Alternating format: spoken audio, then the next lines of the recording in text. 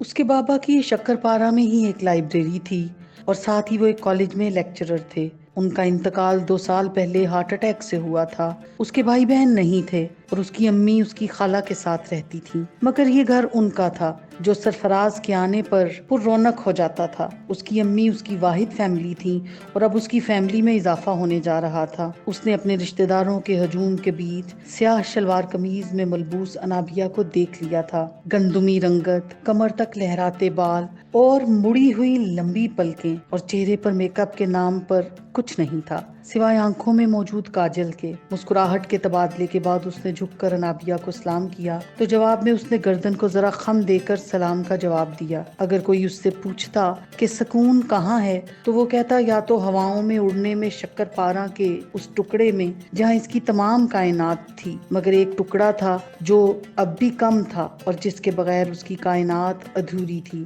وہ آج اس سے ملنے شکرپارہ آ رہا تھا۔ سرفراز محمود کی خوشی کی کوئی انتہا نہیں تھی۔ احمد رضا ابراہیم نے اس سے ناشتے کی میز پر کچھ نہیں کہا، مگر وہ پھر بھی اس کی کامیابی کے لیے دعا گو تھے۔ اس کو رخصت کر کے وہ اسٹڈی میں آ گئے۔ سب سے پیچھے موجود ایک ریک سے انہوں نے کوئی کتاب نکالی۔ کتاب کے اوراق کے درمیان ایک تصویر تھی جو کافی پرانی لگتی تھی۔ وہ کچھ دیر تک اس تصویر کو دیکھتے رہے، پھر انہوں نے تصویر واپس رکھ کر کتاب بند کر دی۔ یادوں پر جمی برف پگھلنے لگی تھی۔ زندگی نے ان کے لیے بہت سے لمحات یادگار بنائے تھے، مگر کچھ خاص لمحات ان کی زندگی کا اثاثہ تھے۔ ہیری کو گئے ہوئے 6 ماہ سے زائد عرصہ گزر چکا تھا۔ ان 6 ماہ میں اس نے ہر اعتبار سے سوچا تھا، زندگی ملنے کی خوشی سے بڑا زندگی کے ختم ہونے کا دکھ ہوتا ہے۔ وہ یہ بات سمجھ گیا تھا۔ وہ نہیں چاہتا تھا کہ کہیں بے خبری میں ہیری کی طرح کوئی اور بچہ بھی پل رہا ہو۔ اس نے گھر آنے کے بعد کوششیں شروع کر دیں۔ امی بابا اسے دیکھ کر نہ صرف حیران ہوئے تھے بلکہ پریشان بھی ہوئے تھے۔ اس نے انہیں پورا قصہ سنایا اور اپنے کمرے میں آتے ہی اپنی کانٹیکٹ لسٹ چھاننی شروع کر دی۔ کوئی ایسا اشارہ جو اسے سمجھا سکتا کہ اسے کیا کرنا چاہیے۔ اس کے ذہن میں بہت سے خیالات تھے مگر ان پر عمل کرنا آسان نہیں تھا۔ اسے اس رات نیند نہیں آئی تھی۔ کانفرنس کے بارے میں تو خیر اسے خیال بھی نہیں آیا تھا۔ اسے اس بات کی کوئی فکر نہیں تھی کہ اس نے اپنی زندگی کا بہت بڑا موقع گنوا دیا ہے۔ اسے کوئی غم بھی نہیں تھا کیونکہ جو وہ کرنے جا رہا تھا وہ اس سے کہیں زیادہ اہم تھا۔ 6 ماہ تک بہت سے لوگوں کے پیچھے خوار ہونے کے بعد بالآخر اسے کامیابی مل گئی تھی۔ اس نے ہیری ہوم نامی ایک NGO قائم کر دی۔ اس کی اپنی کمپنی کے بورڈ ممبرز، دوست احباب اور فوج سے تعلق رکھنے والوں نے اس کی مدد کی تھی۔ ان 6 ماہ میں اس نے بہت سے ریجیکشنز کا سامنا کیا تھا، بہت سی الجھنوں کا سامنا کیا تھا، مگر وہ سب اسے ناکام نہیں کر سکی تھی۔ جب وہ ٹھکرایا جاتا اسے ہیری کا چہرہ یاد آتا، مسکراتا چہرہ، اور وہ پھر سے اسی لگن کے ساتھ جٹ جاتا، اور انجام یہ ہوا کہ وہ اپنا مقصد پانے میں کامیاب ہو گیا تھا۔ ہیری ہوم بہت سی زندگیوں کو سنوارنے والا تھا۔ ہیری ہوم ارمش کی زندگی بھی سنوار رہا تھا۔ وہ ہمیشہ کی طرح ایئرپورٹ سے باہر نکل کر گھڑی دیکھ رہی تھی جب اس کی نظر بینچ پر بیٹھے ارمش پر پڑی۔ وہ 6 ماہ کے عرصے میں بھی اس کا چہرہ نہیں بھولی تھی۔ حیرت کی بات تھی، تم یہاں کیا کر رہے ہو؟ ڈپارچر تو اوپر ہے، اس نے اوپر کی جانب اشارہ کرتے ہوئے اس سے پوچھا، جو نیلی جینز اور سفید ٹی شرٹ میں ملبوس تھا۔ ٹی شرٹ کی آستینیں پوری تھیں اور قصدن انہیں اس نے کوہنیوں تک چڑھایا ہوا تھا۔ ہاں جانتا ہوں ڈپارچر اوپر ہے، مگر میں اس وقت جانے کے لیے نہیں آیا، ورنہ سیدھا وہیں جاتا۔ یہاں گھومنے کی عادت نہیں ہے مجھے۔ سپاٹ چہرہ، سپاٹ لہجہ، وہ طنز تھا یا تبصرہ، لہجے سے جاننا مشکل تھا۔ سو وہ خاموش رہی، البتہ اسے کچھ غصہ ضرور آیا۔ کیا آج تمہارا ڈرائیور آیا ہے؟ وہ اس کے سوال پر کچھ حیران ہوئی۔ ہاں وہ رہی میری گاڑی، اس نے دور کھڑی گاڑی کی طرف اشارہ کرتے ہوئے جواب دیا۔ ارمش کے چہرے پر واضح کوفت ابھری۔ کیا آج میں تمہیں ڈراپ کر سکتا ہوں؟ مجھے تم سے کچھ ضروری کام ہے۔ اس کے سنجیدہ سے سوال نے اسے حیران کر دیا۔ کیا کام ہے؟ گفتگو لمبی ہے،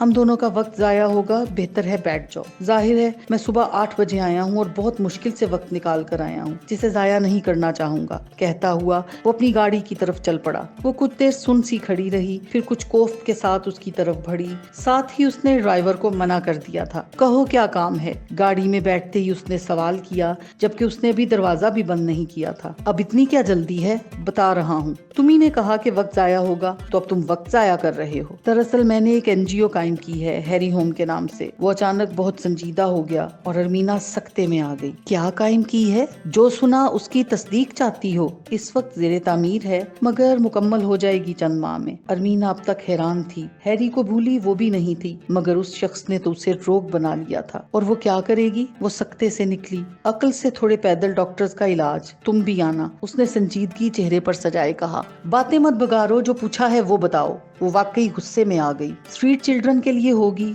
यानी सड़कों पर जो बच्चे बेआसरा फिरते हैं उनकी काउंसलिंग, रिहाइश, देखभाल और तालीम, ताकि सड़कों पर फिरने वाला कोई और हैरी बेखबरी में अपनी जान ना गवाए। और मुझे क्यों बता रहे हो? उसने गर्दन मोड़कर एक नजर अरमीना को देखा, फिर दोबारा सामने देखने लगा। तुम वो वाहिद नहीं हो मैंने जिससे राब्ता किया है। मैं और भी डॉक्टर से राब्ते में हूँ, और दूसरे भी बहुत से पेशों से ताल्लुक रखने वाले लोगों से भी। उन सबको इस ऑर्गेनाइजेशन में शामिल कर रहा हूँ। मुझे जरूरत है, उनका रहने का इंतजाम मेरी जिम्मेदारी है, मगर उनकी सेहत और तालीम के लिए मुझे मदद चाहिए। एक वक्फे के बाद वो फिर से कहने लगा, उनकी बुनियादी तालीम मेरी जिम्मेदारी है, और फिर वो जहाँ जाना चाहे मैं उन्हें सपोर्ट करूंगा, जब तक वो इस काबिल नहीं हो जाते कि खुद को सपोर्ट कर सकें। मगर इस मुल्क में और भी बहुत सी NGOs हैं, वो भी तो यही कर रही हैं, तो फिर क्या फर्क रह जाता है? ये बस एक और NGO ही है। हाँ, मगर मुझे थोड़ा सुकून मिल जाएगा। मैं नतीजे के बारे में सोचे बगैर एक कोशिश कर रहा हूँ। मैंने अपने आगे एक बच्चे को मरते देखा है। जिस दिन मैं किसी बच्चे को जिंदगी हासिल करते देख लूंगा, मुझे लगेगा मेरा कर्ज उतर गया। वो दम खुद सी उसे देखती रह गई। वो उसे कई बार हैरानी के समंदरों में गर्क करने वाला था। अब अगर घूरने से फुर्सत मिल जाए तो जरा सोच लो कि तुम्हें क्या करना है। मैं चाहता हूँ बच्चों की सेहत के हवाले से तुम मेरा साथ दो। उसकी मुसलसल खुद पर जमी नजरों को महसूस करते हुए अरमिश ने कहा तो वो विंड स्क्रीन के बाहर देखने लगी। मैं तुम्हें बता दूंगी, कुछ सोचते हुए वो कहने लगी। ओके, मगर फिलहाल मुझे अपने घर का रास्ता बता दो। मैं पता नहीं कितनी देर से घूमे जा रहा हूँ। अरमीना को होश आया तो उसे एहसास हुआ वो एक ही मंजर को 2 बार देख चुकी थी। वो गाड़ी इतनी देर से बेमकसद घुमा रहा था और उसे उसकी बातों में होश ही नहीं रहा था। तो तुम पहले पूछते ना, इतना टाइम जाया कर दिया। एड्रेस बताने के बाद उसने जताया, अगर पहले पूछता तो तुम्हारी तवज्जो हट जाती। इलॉजिकल उसने तबसरा किया। वो खामोश रहा था। वैसे तुम्हें ये ख्याल आया कैसे? उसने कुछ वक्फे से पूछा तो वो बहुत धीमा सा मुस्कुराया और उसने पहली बार देखा कि उसके गाल पर एक नन्हा सा डिम्पल पड़ा था। उसकी मुस्कुराहट बिलाशुबा खूबसूरत भी थी और मासूम भी। वो मुस्कुराहट समेटते हुए गोया हुआ, तुम्हें मालूम है दुनिया में कुछ चीजें ऐसी हैं जिनमें अल्लाह ने सुकून रखा है, जैसे नमाज और कुरान, और फिर कुछ चीजें ऐसी हैं जिनमें अल्लाह ने खुशी रखी है, जैसे चैरिटी, इंसानी हमदर्दी, दूसरों की मदद। पहले इंसान सुकून ढूंढता है, उसे लगता है उसे सुकून के अलावा और कुछ नहीं चाहिए, और फिर जब उसे सुकून मिल जाता है तो वो खुशी ढूंढने लगता है। मैंने भी उम्मीद देखी है, सुकून की, फिर खुशी की, और मुझे यकीन है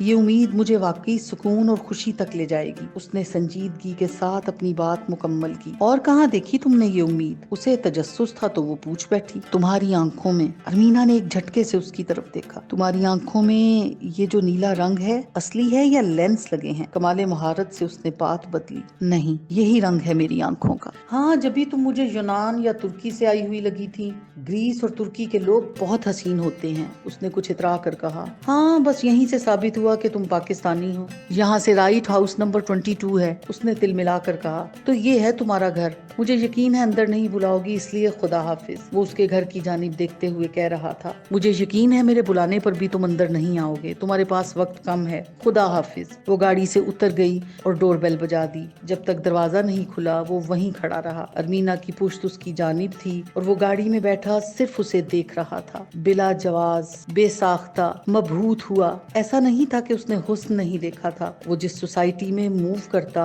वहाँ हुस्न आम था, मगर अरमीना में कुछ खास था। उसकी आवाज गैर मामूली तौर पर मीठी थी, शख्सियत में अजीब सी मकनातीसियत थी, वकार था। उसकी आंखों से जहानत छलकती थी, उनमें इंसानियत थी। उसका दिल साफ था, उसमें रियाकारी और बुग़्ज़ नहीं था। बहुत आम और सादा से मिजाज की लड़की थी, बहुत शोख ना ही बहुत खामोश। वो बोलती थी पर बिला जवाज नहीं। उसकी बातों में ठहराव था और आंखों में चमक। ये अरमीना की वो खूबियां थीं जिनका उसने गाड़ी में बैठे बैठे एतराफ कर लिया था। दरवाजा खुल गया, उसने गाड़ी स्टार्ट कर दी।